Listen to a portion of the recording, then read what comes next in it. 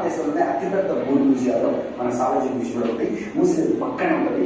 దీని ప్రత్యేకత ఏంటంటే ఈరోజు మనం తెలుసుకున్న ప్రత్యేకత ప్రత్యేకత లోపల ఏంటి ఫేమస్ అసలు ఏదో ఉన్నాయి, అసలు సాలార్జంగ్ మ్యూజియం అంటే ఏంటో మొత్తం తెలుసుకున్నాం.